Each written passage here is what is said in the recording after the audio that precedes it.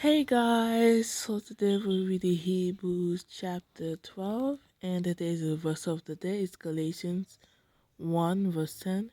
Am I not trying to win the approval of human beings or of God? Or I am trying to please people? If I would still try to please people, I will not be a servant of Christ. Amen. So today we're reading Hebrews chapter 12.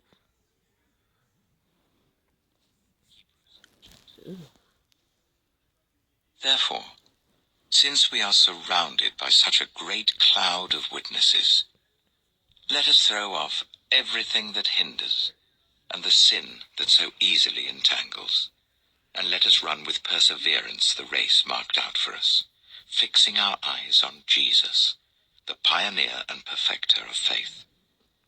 For the joy that was set before him, he endured the cross, scorning its shame, and sat down at the right hand of the throne of God.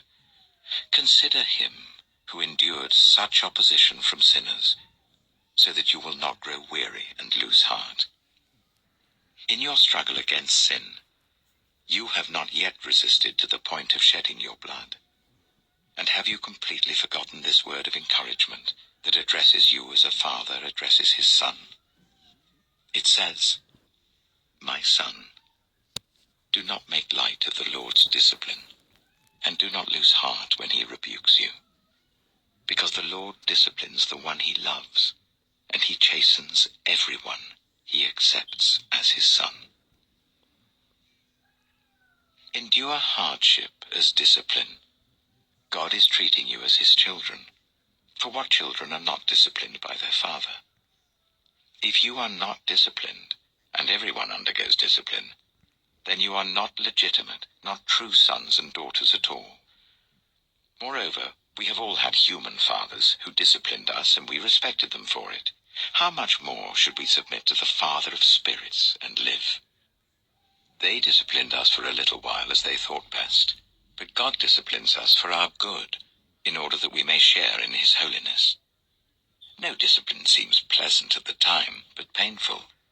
Later on, however, it produces a harvest of righteousness and peace for those who have been trained by it. Therefore, strengthen your feeble arms and weak knees.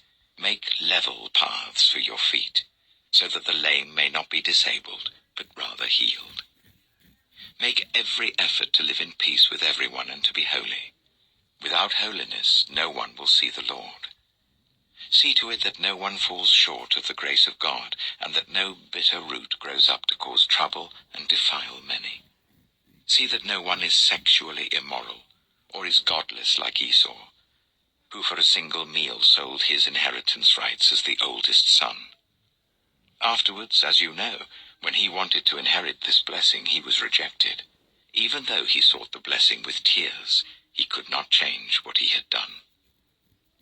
You have not come to a mountain that can be touched and that is burning with fire, to darkness, gloom, and storm, to a trumpet blast, or to such a voice speaking words that those who heard it begged that no further word be spoken to them, because they could not bear what was commanded. If even an animal touches the mountain, it must be stoned to death. The sight was so terrifying that Moses said, "I am trembling with fear."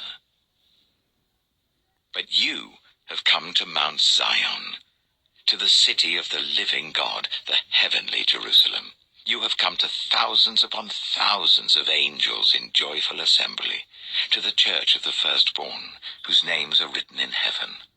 You have come to God, the judge of all, to the spirits of the righteous made perfect, to Jesus, the mediator of a new covenant, and to the sprinkled blood that speaks a better word than the blood of Abel.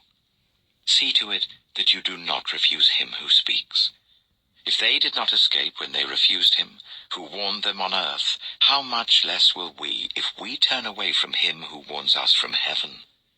At that time his voice shook the earth, but now he has promised, "Once more I will shake not only the earth, but also the heavens."